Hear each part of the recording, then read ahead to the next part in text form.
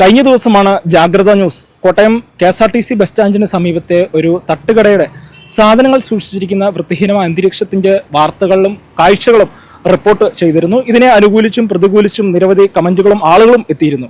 എന്തായാലും ഈ ഒരു വാർത്ത ഫലം കണ്ടു എന്ന് തന്നെ നമുക്ക് പറയാനായിട്ട് സാധിക്കും. കാരണം ഈ ഒരു തട്ടുകടയുടെ ഭാഗത്ത് നിന്ന്, ഇവിടുത്തെ ജീവനക്കാരുടെ ഭാഗത്ത് നിന്ന് ഈ സാധനങ്ങൾ വൃത്തിയുള്ള രീതിയിലേക്ക് മാറ്റിയിരിക്കുകയാണ്. ഈ സ്ഥലമെല്ലാം വൃത്തിയാക്കി അതുപോലെ തന്നെ സൂക്ഷിച്ചിരിക്കുന്ന സാധനങ്ങൾ ടാർപോളിനിട്ട് മൂടിയിരിക്കുന്ന ഒരു സാഹചര്യമാണ്.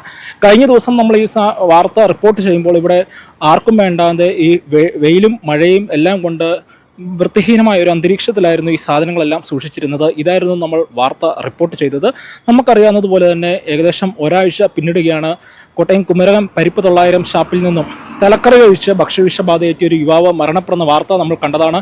ഇതിന് പിന്നാലെയാണ് കോട്ടയം നഗരസഭയുടെയും അതുപോലെ ഭക്ഷ്യസുരക്ഷാ വകുപ്പിൻ്റെയും നേതൃത്വത്തിൽ ഹോട്ടലുകൾ കേന്ദ്രീകരിച്ച്, കോട്ടയത്തെ വിവിധ ഹോട്ടലുകൾ കേന്ദ്രീകരിച്ചും തട്ടുകടകൾ കേന്ദ്രീകരിച്ചും പരിശോധന നടന്നിരുന്നു. അതിൽ ഏകദേശം 9ഓളം ഹോട്ടലുകൾ അവിടെ നിന്ന് പഴകിയ ഭക്ഷണം പിടിക്കുന്ന സാഹചര്യമുണ്ടായിരുന്നു. ഇതിനുശേഷവും പരിശോധനകൾ നടന്നിരുന്നു. എന്നാൽ ഭക്ഷ്യസുരക്ഷാ വകുപ്പിൻ്റെയും നഗരസഭയുടെയും കൺമുമ്പിൽ ഇങ്ങനെ വൃത്തിഹീനമായി സാധനങ്ങൾ കിടക്കുന്നത് ജാഗ്രത ന്യൂസ് റിപ്പോർട്ട് ചെയ്തിരുന്നു. ഇതിനെ നമ്മൾ പറഞ്ഞതുപോലെ തന്നെ അനുകൂലിച്ചും പ്രതികൂലിച്ചും നിരവധി ആളുകൾ വന്നിരുന്നു. എന്തായാലും നമ്മുടെ വാർത്ത ഫലം കണ്ടു എന്ന് തന്നെ പറയാനായിട്ട് സാധിക്കും. ഇപ്പോൾ ഇതാ ഈ ഒരു തട്ടുകടയുടെ ജീവനക്കാരുടെ ഭാഗത്ത് നിന്ന് ഒരു നടപടി ഉണ്ടായിരിക്കുകയാണ്. അവർ ഈ ഒരു സാധനങ്ങൾ ഉൾപ്പെടെ ടാർപോളിനിട്ട് മൂടിയിരിക്കുകയാണ്.